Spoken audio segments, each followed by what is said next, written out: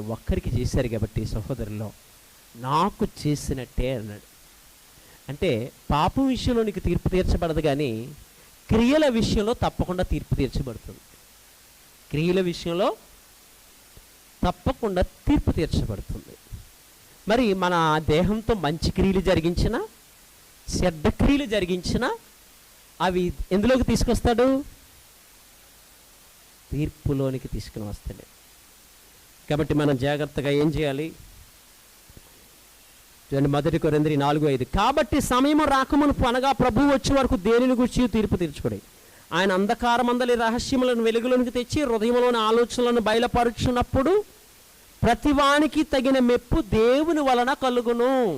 ప్రతివానికి కూడా మెప్పు ఎవరి వలన కలుగుతుంది? దేవుని వలన కలుగుతుంది.